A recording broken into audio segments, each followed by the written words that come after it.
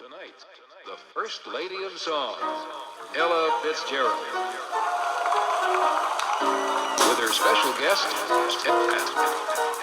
Turn It Up.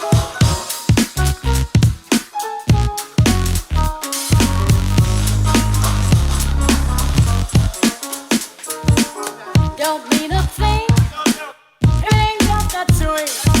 Do I, do I, do I, do I, do I, do I, do I, do I.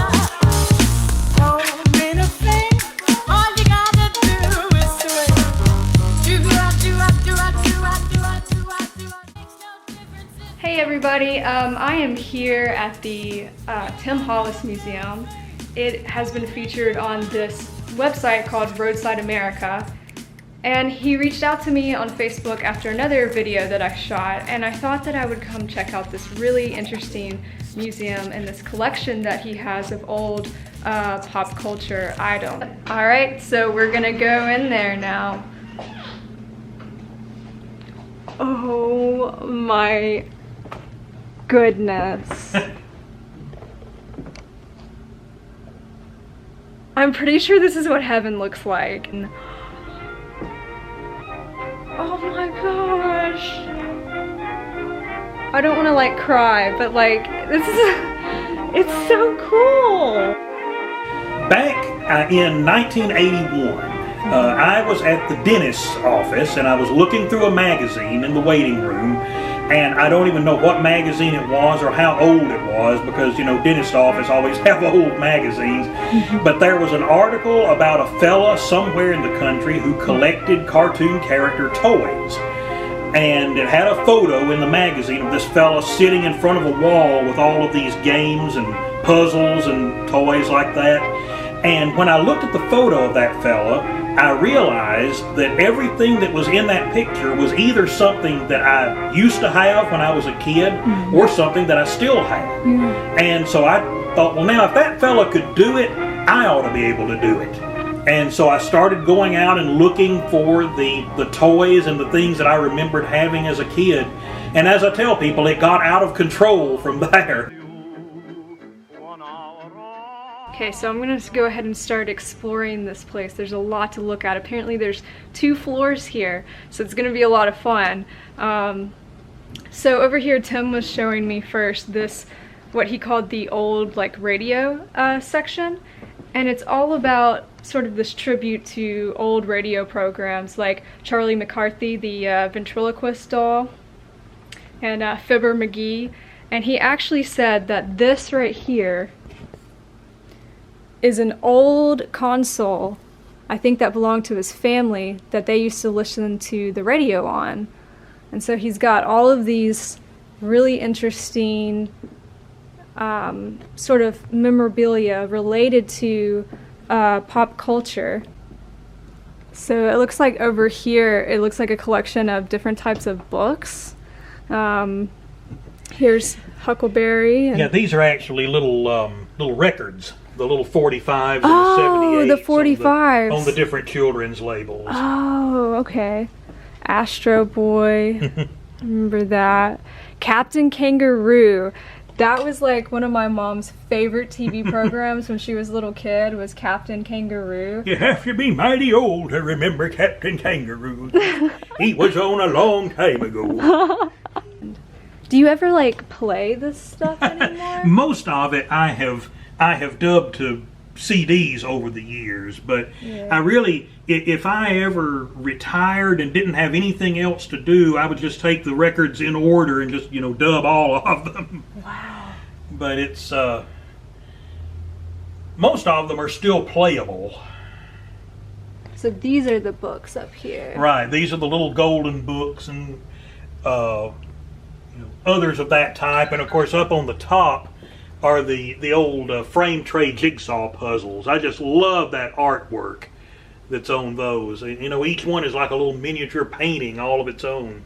You know, the thing that I like to point out to people about this old merchandise, the puzzles, the books, the coloring books, and all of that, is that back in those days, there was new artwork created for every piece of merchandise that came out, whether it was a puzzle or a coloring book cover. Now, when when Disney puts out a movie like Frozen or something like that, there are like 4 or 5 poses of every character, and they use the same artwork on every piece of merchandise. Yeah. Which I'm sure that's more economically feasible than paying artists to do new artwork for everything.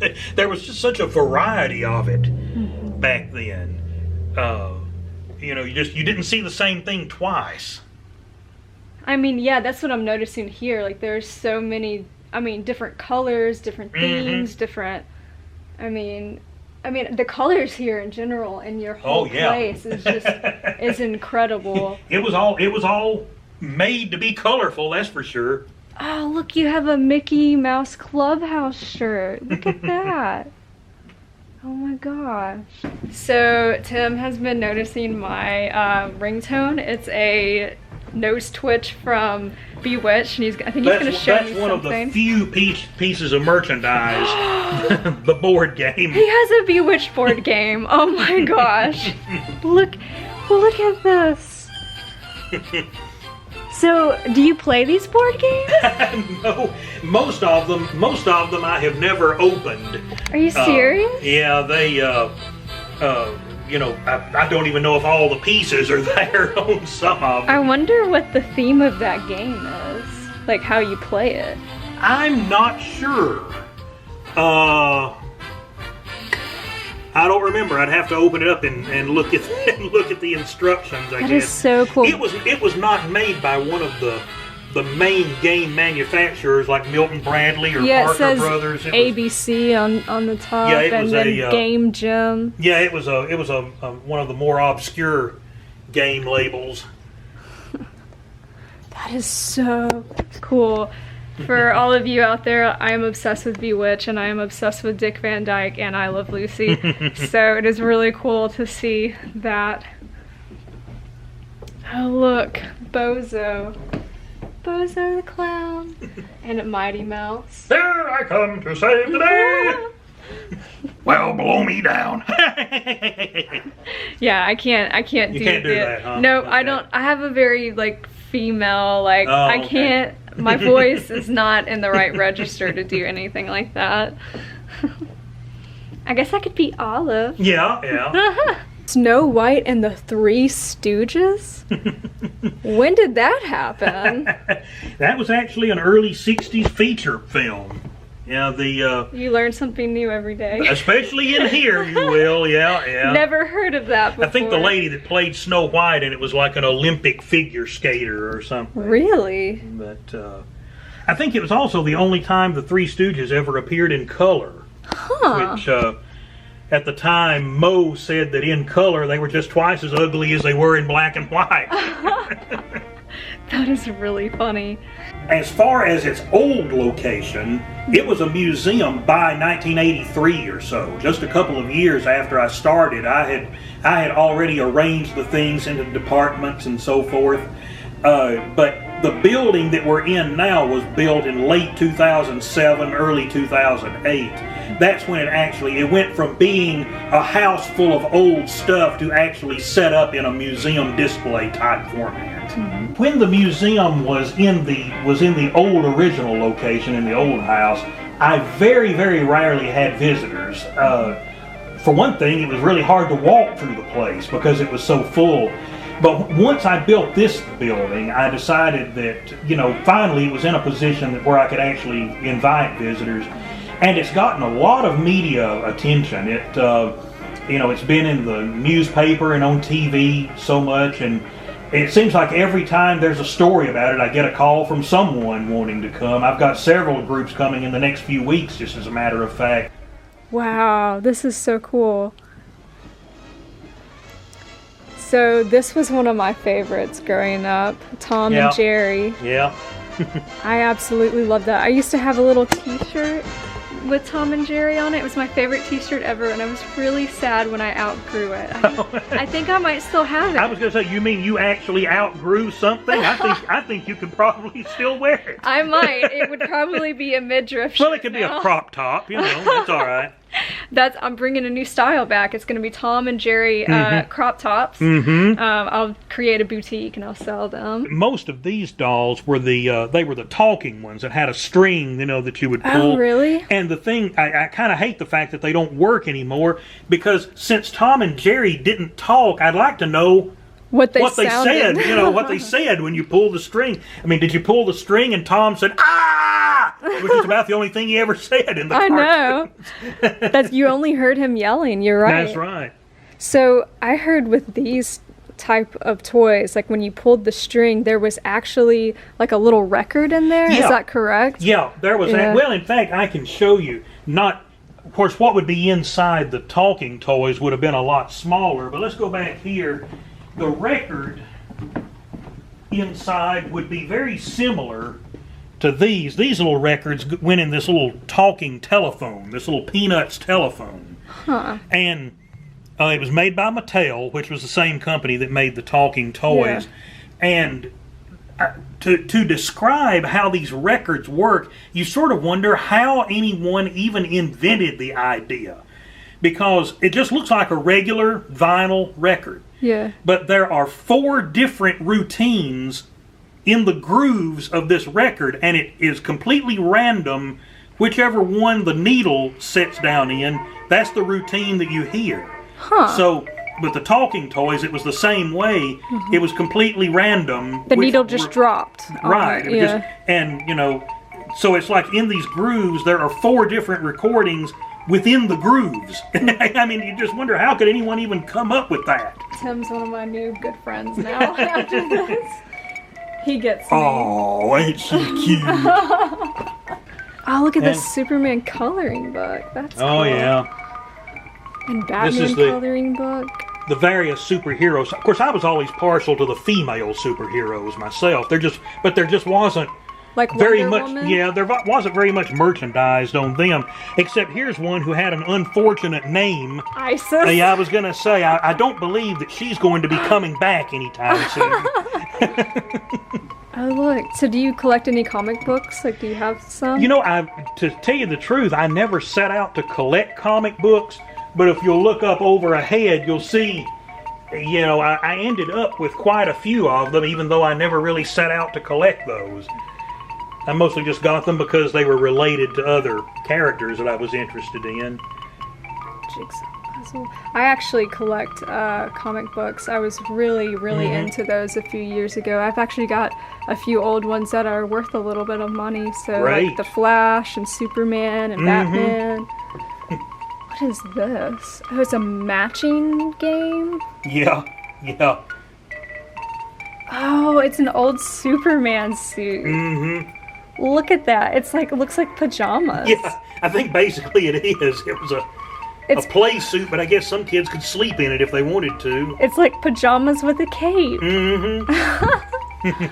That is so funny. You'll notice the old Superman here with the funny colors and all. This is actually one of the old chalk figures that people would win at a carnival. You know, if they knocked over the milk bottles or whatever. I wonder what year. That's probably from about 1940. Wow. You know, somewhere in the early 40s, because that's when those chalk toys were so popular.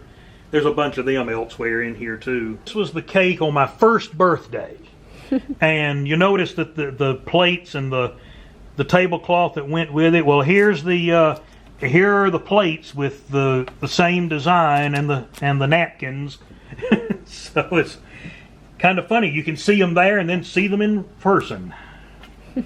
So was this like from your parents or My parents, did they sometimes keep it? they would save things for my birthdays, but a lot of these are just ones I found in antique stores. Yeah. But sometimes they would save, like the Kermit the Frog one. I think those are actually ones that were left over from a birthday, and that the Flintstone napkin is. Is this a game? It was an old vending machine where kids would put coins in, and it would drop an egg out with a toy in it of some sort. Does it still work? No, it doesn't work anymore. I just I had to get the plastic eggs and put it in there so it wouldn't look quite so barren. Yeah. Oh wow, this looks like some kind of drink. I guess. They were baby bottles. Baby bottles, they're missing, really? They're missing their nipples on the top there. Seriously? These Fred are and baby Barney bottles? baby bottles, yeah. That is so interesting that they would have had baby bottles shaped They wanted like to get the kids started early, I guess. So my dad collects antiques, and so I am very interested in antiques. So even though like some of these things I wasn't around for when they happened, I've heard about them from my parents. I've seen some of these types of things that my dad has kept, and I have heard lots of old record albums and watched some of these old TV shows, but sadly I wish I was around when some of these things were actually out, because I think I would have had a lot of fun with them. But who knows, if I was alive back then I might have been interested in the stuff that came before it. You never know. We'll have to be sure to get your parents out here to see all of this, and then I'll have to be sure I frisk them before they leave, to make sure nothing's walking off with them. So is your stuff like arranged in like a specific way? How did you decide? Well, yeah, I mean, you can see that it's in departments. Like sometimes it's divided by all of the Disney stuff together, or all of the Hanna-Barbera stuff. I have to do it that way because if I get something, I have to know where am I going to put this. Yeah. So. Do you have any Scooby-Doo stuff? Very little. Scooby-Doo was a little after my time, but he is in some of the books that are around here, and that stuff. But no, and maybe some of the comic stuff. Oh, and look, it's funny. It's a little train track. Yeah, I had actually gotten a lot of this circus stuff before the news came out that Ringling Brothers was going out of business. So I guess now the stuff's worth even more than it was. I was really sad when I heard that. I didn't get to go to the circus either this final time. I'm really sad about that. Oh, is that one of those characters that you were talking about earlier, kind of? Yeah, one of the chalk figures. Yeah, that was another carnival toy. And of course, I don't know if I guess they probably still do this at traveling carnivals, where they have the little ducks floating in the water, and you pick one up, and whatever number is on the bottom, you get a prize that corresponds to it. Yeah. Well, when I was probably 3 or 4 years old, this little chalk poodle, that was actually something I got at a carnival. Oh, wow. Picking up the little ducks. And here on the other side of you is the stuff specifically for girls who remember growing up with Barbie and all of her friends, and also some of the doll characters who competed with Barbie, as if any of them could dare to do that. But when Mattel had Barbie, so Ideal Toys came out with Tammy. Who they considered her, she was the more wholesome, all-American little girl who, had a brother and her parents and all. And I always said, you'd never catch Barbie hanging out with her parents. No. She was way too cool for that. No, she was in Ken's car. That's probably right. Most of the time. Doing all kinds of stuff there. But of course, once again, there was even a Barbie novel back then that probably answers the question that has been on everyone's mind ever since they were a little girl playing with Barbie dolls.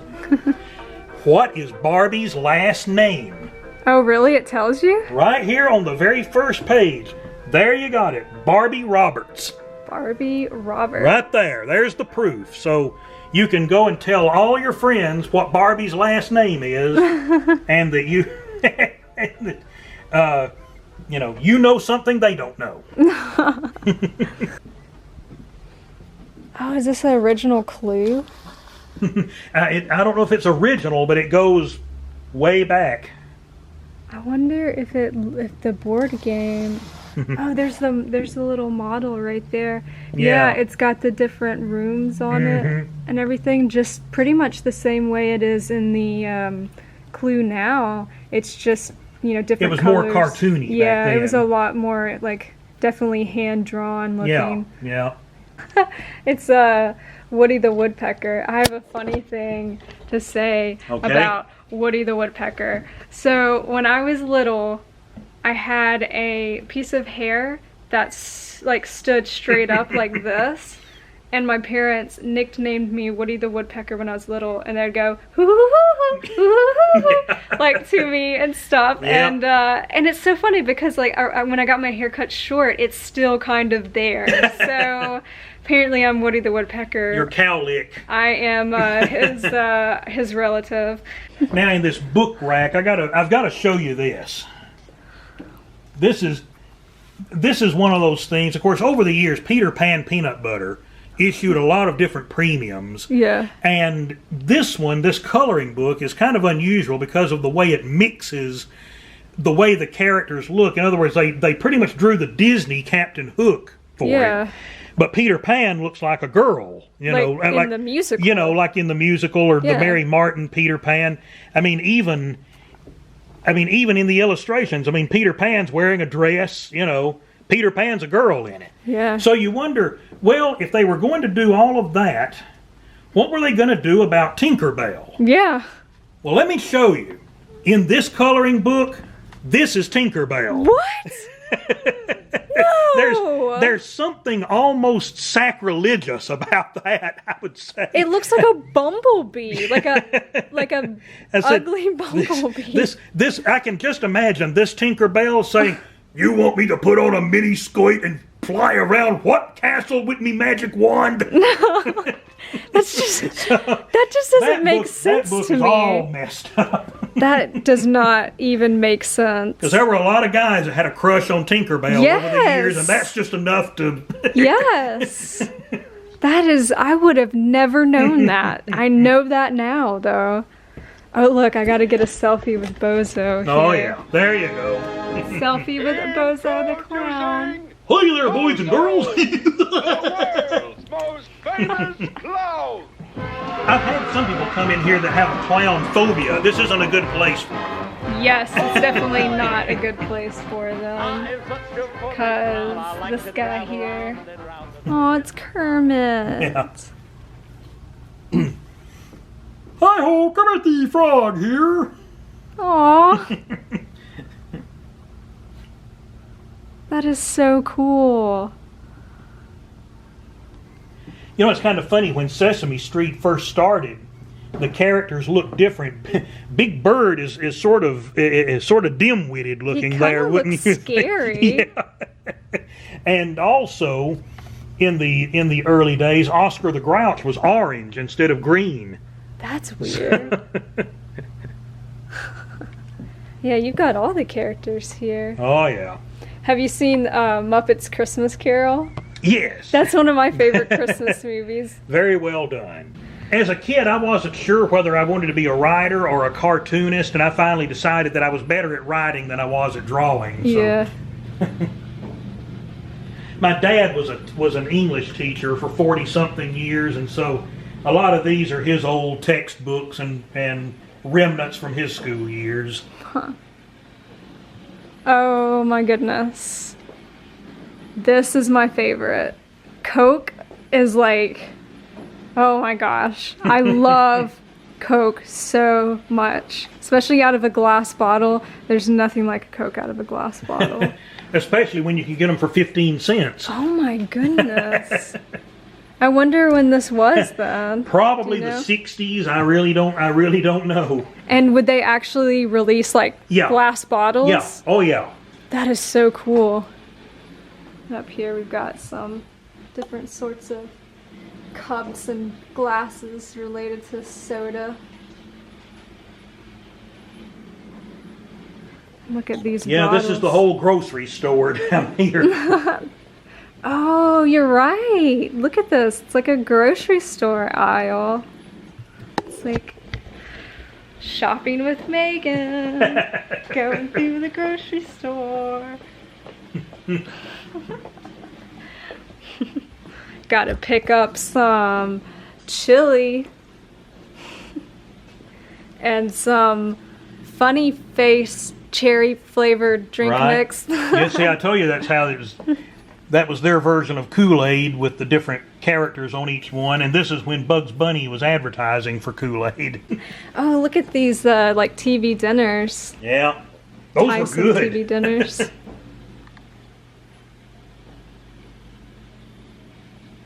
There's some other TV dinners.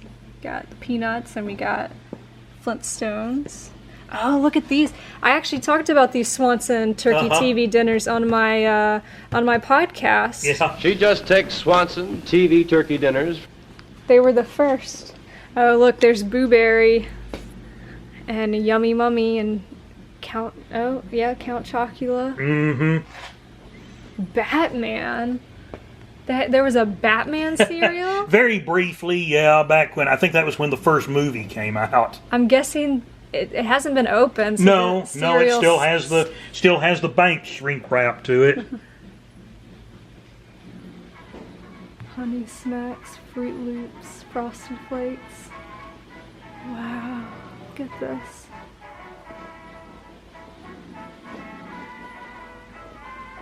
Cocoa Puffs, Cheerios.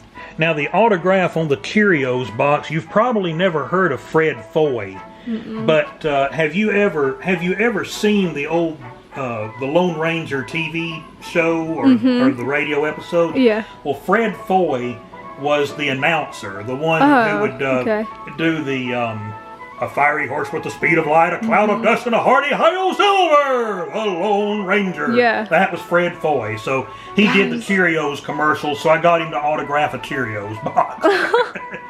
Return with us now to those thrilling days of yesteryear. The Lone Ranger rides again. How many people have you met? Do you think Lots of them. Yeah, like I said, especially in the radio and the cartoon realm, I made friends with a lot of them over the years. We've all used Elmer's glue, right? To especially when we were in elementary school. Have you ever noticed the picture that's on Elmer's glue, or figured out why it's called Elmer's glue? Has nothing to do with Elmer Fudd. Elmer's glue is made by Borden. It's a dairy-based glue, strangely enough. Well, when Borden first went into the glue business, they didn't want to use Elsie the cow. You know, their main character is Elsie the cow. Yeah. They didn't want to use her to represent glue since they were already using her to sell milk. So it just so happens that Elsie the cow had a husband, Elmer the bull. That is where Elmer's glue got its name. Right. You know, it seems like the question that I get the most often from people that come here, and I don't know, maybe I look like I'm not long for this world or something, because people are always asking me, what's going to happen to all this stuff when you kick the bucket? And the answer is, I don't know. I haven't found anywhere that's willing to inherit a facility like this. I've tried several different places, and actually no one is interested in it. So I really don't know. It may be that after I kick the bucket, it'll still just be sitting here. Who knows? Halloween is one of my favorite Complete holidays. With black light. Oh man, look at all this Halloween stuff. Oh. Hey, it's picking up good there. Yeah, it looks It's really glowing. good. Look at all this. Look at these like glow-in-the-dark looking masks. That is so neat how it looks. Yogi the Bear costume. Look at all these different masks. Yeah, that was back before they made kids just start painting their faces. I think there was a mask for every cartoon character. I love how this one specifically says that it is flame retarded. Yeah.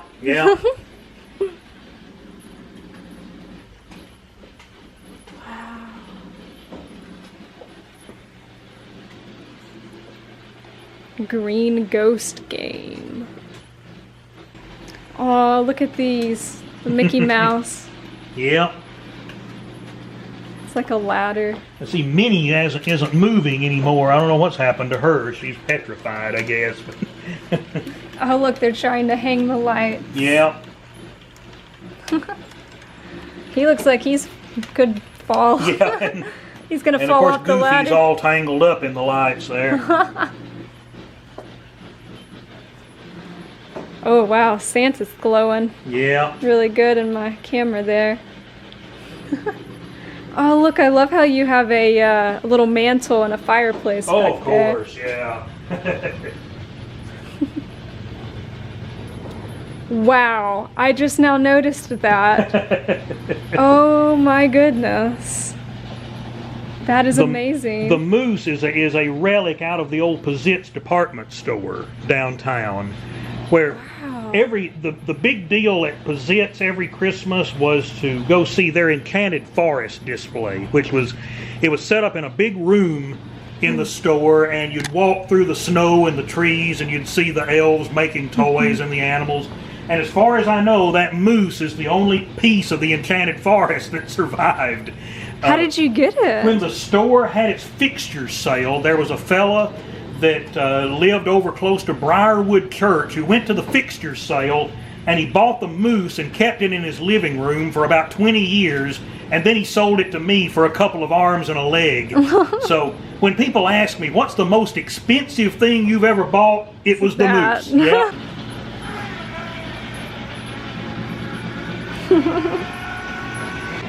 So have you ever actually used any of these for decorations? Yeah, to tell you the truth, up until maybe 4 or 5 years ago, I used to put a Christmas display in the front yard that stretched all the way from my yard into the next couple of yards. Wow. Over there. It was the kind of thing that people would, pull over to the side of the road to look at. Yeah. But I got too old and worn out to do it, and the decorations got old and worn out at the same time. So most of the decorations are still stored in the old house out there. Okay. And, I would have more of them in here if I had room for them. Yeah, because these are big. They take up a lot of space. Especially the moose. That's right.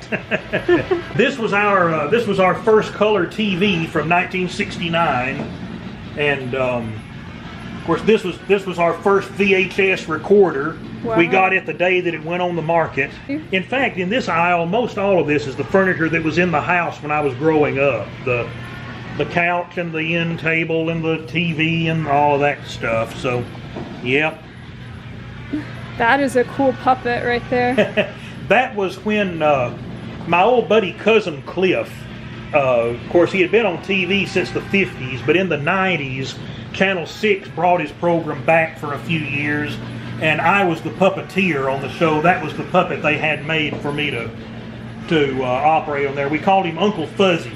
Uncle Fuzzy. Yeah, Cliff and I would do routines about, Uncle Fuzzy bragging about their different relatives. Well, howdy there, nephew. I want to tell you about old Uncle Anthracite. He'd say, oh, who's Uncle Anthracite? Oh, he was a fellow that made a fortune by inventing fireproof coal. So anyway, Cliff and I worked together for years and years. There's Cliff when he first went on TV in 1954, and these are the puppets he built for his first series. Kim and Corky. Kim and Corky. Yeah, yeah. And then there was another fella on TV here, Sergeant Jack. He was on Channel 42, and these are the original puppets from his show. Wilbur the Groundhog and Oscar the Monkey. And everybody thinks Oscar the Monkey looks like Yoda. He kind of He does. sort of does, except he came around, 10 years before Yoda was around. Who knows, maybe George Lucas had been passing through Birmingham and he saw that on TV. That gives me an idea. Oh, you have some old costumes and stuff. Yeah. One of the fellas that was on TV here in Birmingham, this was his cowboy suit. And these are actually outfits that belong to my grandmother. As you see, my grandmother was about your size. She's little, yeah. Look in this old desk. Yeah. This was actually my mom's desk when she was a little girl, but then I used it growing up. That's my dad in the picture there. As you see, some boys and their dads, they go hunting together or they play ball together. Well, my dad and I had a joining desk. We might not have talked a whole lot, but he worked at his desk and I'd work at mine. There's my typewriter on there where I wrote my stories. So, at least we got to be together that way. Yeah. And I look exactly like, I ended up looking exactly like him. We all turn into our parents sooner or later, I guess. An old sewing machine. Yeah. And our old kitchen stuff. This was our breakfast table in the kitchen when I was growing up. Oh wow, look at that refrigerator. Yeah, that was our kitchen refrigerator. Really? Yeah. Look at that green, that greenish blue color. Yeah. Oh, look at this. That Yeah, this Charlie is Brown. my parents' bedroom furniture with my sheets and Charlie Brown pillowcases on it. Oh, and look at the curtains. And the matching curtains, yeah. Oh, you have old camera stuff. Look at this. Yeah, a lot of these were actually my family's cameras. There's one or two that I picked up just because they were nostalgic. Oh, I love that was that my one. dad's old 35 millimeter. This is my movie camera that I used to shoot little Oh, Super stories 8. with. Yeah, Super 8 camera. Oh, look, there's us. Hi. Have you ever heard of Yashica? Like Yashica cameras? Yeah, I have a Yashica camera that has like a little leather case like that I actually still take pictures on. Great. I love it. Yeah, I was going to say the problem is getting them developed. Yes. I can't even find a place that will print 35 millimeter negatives anymore. I've actually thought about like doing them myself at some point, maybe starting to do that. There's Mom and Dad. You're right, he does look like you.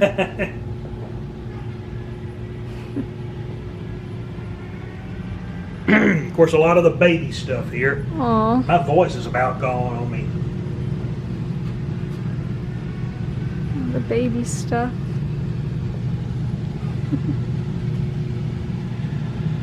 Yeah, in fact, of course, this is actually my baby bed, and there I am on the same mattress with the same stuffed cat in the background. Aw. That is so sweet. Look at that. And there's the cat. Yep. Yeah, these figures on the walls are really popular, like in the 50s, Oh, 60s. Yeah, in fact, boy, if I can get my throat Sorry. clear. If you on I Love Lucy, after little Ricky came along, you can see these Mother Goose ones as part of the decoration in the nursery. They were really, really popular back then. Yeah, there's a scene when Ricky's like trying to tell little Ricky a bedtime story. Oh, and you can actually see all of these like characters on the wall, and he's really funny because he's like telling it in Spanish. Yeah, He's telling yeah, that was the a great stories. routine. Yeah, it was so funny. Oh, and don't forget the chandelier. They used to have those in every restaurant. They had that? Yeah, I mean that was how the light fixtures looked. Really? Back then. Yeah, yeah. Goodness. Wow. And then, of course, like I said, even though Popeye's Fried Chicken claims that they weren't named after Popeye the Sailor, that was how their light fixtures looked. It says original New Orleans flavor, Yep. which is the same slogan that they use today. And every chain had to have their own character back then. Hardy's character was Gilbert Giddeyup, the little sheriff character. There's a sugar packet. Some big boy stuff over here. Yep. Of course, we don't have Big Boy around here anymore, but it's still big up in the Midwest, up through Kentucky, Ohio, Indiana. There's a lot of Big Boys up in that part of the country now. Shoney's. I have not seen a Shoney's. Are they gone now? Or? Not completely, but we don't have any of them around Birmingham. There's Captain D's. There's one down at Clanton. There's one over at Oxford. But Shoney's pulled completely out of Birmingham for some reason. I traveled several times a year going to antique stores I haven't been to before, and I always come back with another load of stuff. I'm working with ACT Models and Talent out of Hueytown. We're trying to revive a children's TV program that I had briefly a couple of years ago. We're trying to do it as a YouTube series. And that was the evil old Crinkle Snide. Boy, I'm here to tell you that in story after story, he tried to come up with a way to get rid of Hank Schwartz so that he could take over and be the ruler there in Weird World. And we're actually auditioning for one of the roles in it, so you know Megan can tell any of you about that if you're interested. We're looking for a lady who has muscles. So you know. And Megan, we're hoping, is going to be our production person, so that's why we can't use her muscles for it. But so, you know, hopefully it will continue for some time. And you know, I do have the consideration to think of that I come from a family that Alzheimer's runs in the family, so I'm kind of afraid that someday this museum, these may be my only memories that are left. But, well, I guess we'll face that when we come to it.